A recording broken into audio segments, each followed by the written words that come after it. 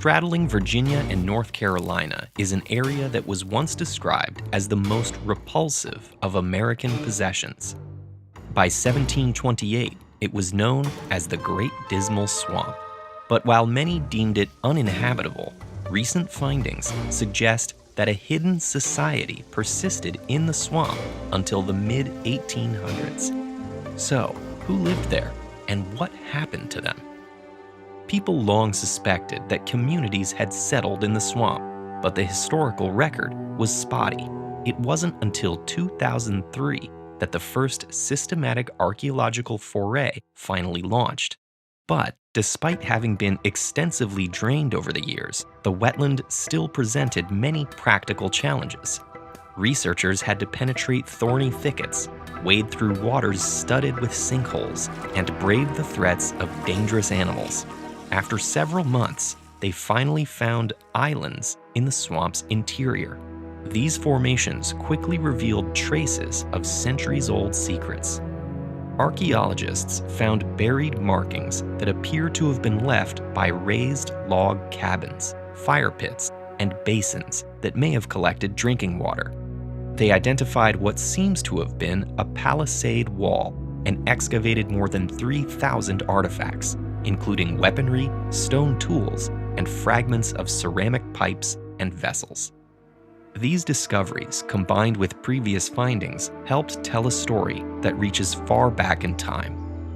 Indigenous American people began regularly inhabiting or visiting the area around 11,000 BCE, before it was even a swampland.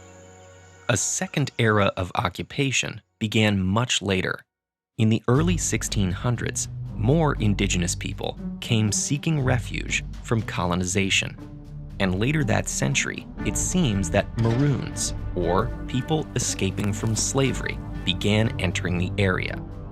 In fact, the team's findings support the theory that the Great Dismal Swamp was home to the largest Maroon settlement in all of North America.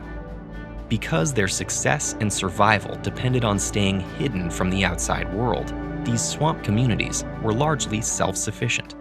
Based on primary sources, historians believe that people cultivated grains and created homes, furniture, musical instruments, and more from the swamp's available resources. These organic materials had probably already decomposed by the time archaeologists came to investigate, but researchers were able to find more durable objects, like ceramic and stone items that were likely left by ancient indigenous people, then reused and modified by others later on. Around the turn of the 19th century, it seems the relationship between the swamp's community and the outside world changed. Lumber and manufacturing companies began encroaching on the swamp's interior. They brought thousands of free and enslaved workers to live in the swamp and made them harvest wood, excavate canals, and drain fields.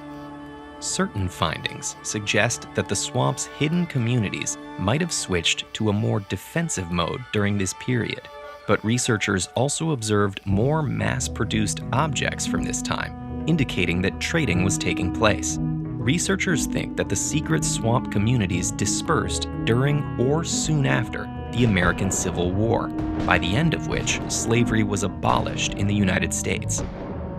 Some people may have stayed in the swamp until they passed away, or left to settle elsewhere. Most of what we know about these hidden communities has come to light after archaeologists excavated sections of a single island. However, there may have been hundreds of habitable islands dotting the swamp's interior at the time. Between 1600 and 1860, many people lived in these hidden settlements. Some probably lived their entire lives within the swamp and never saw a white person, or experienced racial persecution in broader American society. Generations of Black Maroons and Indigenous Americans resisted slavery and colonization by creating an independent society in the heart of the Great Dismal Swamp. They fostered a refuge in what might seem like the unlikeliest of places, but one that was more hospitable than what lay outside. Today, this area offers a partial record of that secret, self-reliant world, imagined and built for survival and the preservation of freedom.